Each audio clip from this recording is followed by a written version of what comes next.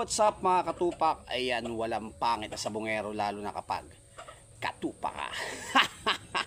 Yan mga katupak. So, bago tayo magsimula mga katupak, inform ko muna pa. Ayan, inform ko lang kayo yung mga repeat buyer natin at yung mga chat ng chat sa atin. Ngayon, meron na tayong stock uli. So, ito yung ginagamit natin sa conditioning. Isa to sa mga ginagamit natin. Ito yung King Pak Honeybee. So, nilalagyan natin ng honeybee yan. May stock na ulit tayo ng honeybee. Yung mga nag-chat po sa atin, yung order sa akin nung nakaraan na hindi ko nabigyan. Ayan, chat nyo lang mga katupak. May available na tayo na honeybee. At syempre, yung ginagamit din natin na King Pak Pure Molasses. Ito mga katupak, yung King Pak Pure Molasses sa sisiw, pwede po ito sa conditioning, sa breeding. Ito mga katupak sa laban, pwede po ito. At itong honeybee rin na ginagamit natin. Okay, ayan mga katupak. At ito pa, may stock na rin tayo ng Korean jelly. Ito ginagamit natin to twice a week, 2 beses sa isang linggo doon sa mga panlaban natin. Sa maintenance sa mga katupak, pwede rin po ito yung mga stag nyo na mabagal maglaban or late maturing. Yung medyo duduwag-duwag pa na manok, ito mga katupak, 2 beses sa isang linggo. Ito yung gamit natin Korean jelly. At sa conditioning, sa breeding mga katupak, pwede rin to, para yung broodcock natin tsaka broodhen natin malalakas yung mga similya.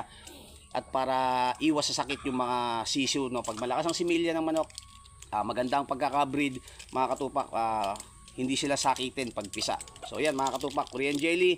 Sa mga gustong umorder ng Korean jelly at yung King Pak Pure Molasses natin at honeybee natin mga katupak, ayan, available na po uli. Sa mga nagchat sa akin nung nakaraan na hindi natin nabigyan at walang stock, eto, may dumating na uli na order or deliver. Okay, so yan mga katupak, meron pala tayo dito, meron tayo rito 2 pang out. Isang yellow-legged hatch, 9 months old, high station, ready to fight na yan mga katupak. At yung isa naman na ipapayas natin, kung 2 hits, pang 2 hits ang kailangan nyo mga katupak, meron tayo rito. Ito, 2-way cross na hatch to. Yung dugong line natin, kinargahan natin ng McLean hatch. Ayan mga katupak, sa mga gustong makapanood ng bitaw mga katupak, i-chat nyo ako sa messenger. Okay, kung bago ka lang, i-chat mo ako sa isang messenger lang, King Pak Iyamigel. Kung hindi mo mahanap yan, meron pa akong isang messenger, yung King Pak. Okay, i-chat ko sa inyo, i-send ko sa inyo yung bitaw sa mga gusto makapanood. At kung kursunada nyo mga katupak, chat nyo lang ako sa messenger, kontakin nyo lang ako mga katupak. Ito, pan 2 hits. Kung gusto namang gawing materyales, pwede rin, kasi maganda yung sukat at balansyado, maganda yung tindig ng manok. Okay, yan mga katupak. Unahan lang po yan, chat nyo lang ako. Yung vinlog natin nung nakaraan ng mga panlaban mga katupak, nakuha na po yan. At repeat buyer natin, yan, suking-suki na natin yan. Si Pads, si Nads, taga Quezon City, solid na buyer natin yan. At maraming salamat pala kay Fausto de Samito, ayan, retired sundalo ng Pangasinan. Yan, nag-meet pa kami yan sa Cubao Terminal. At idinala yung manok sa Pangasinan. Dati, dinilibera natin yan, dinala nung rider natin. So, etong umulit siya, ganun ulit, rider. Tapos ito yung pang-4 na order sa atin mga katupak, nag-decide na siya na pumunta ng Cubao Terminal.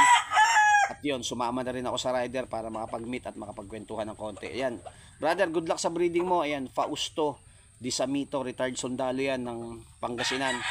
At kay Nads, Quezon City, kumuha sa atin ng 4 na heads yan, mga panlaban.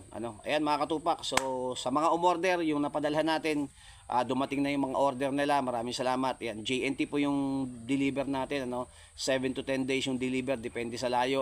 At yan, kung gusto nyo yung matibay sa basaan mga katupak, matibay sa basaan, hindi basta-basta tumatagas yung dugo pagka nasugat yung manok, ito po yung ginagamit natin. Ayan, marami tayong mga video ng basaan at makita nyo naman po yung sa mga nakapanood na, hindi po bumibitaw yung manok natin. Kahit sabihin mong akala mo tulog na yung manok natin, akala nila patay na yung manok natin, pero tumutuka pa rin hanggat may hininga. Okay, yan po ang gamit natin yan, Korean jelly, King Pak Pure Molasses, honeybee, syempre bukod pa yung Centrum. Yung Centrum naman kasi mabibili nyo yun, Red Cell, Vitamin Pro, dog food, saging. Yan po yung mga ginagamit natin dito sa conditioning natin.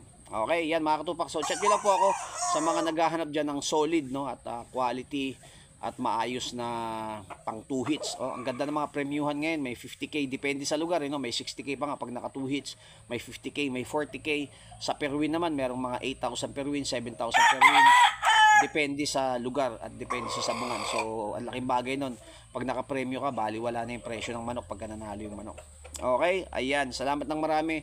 Shoutout sa lahat ng mga supporters natin, Luzon, Visayas, Mindanao, at syempre yung mga OFW na silent viewers natin at OFW natin na viewer natin, solid dati pa. Si Benji Mesias ng Japan, yan, solid yan, no?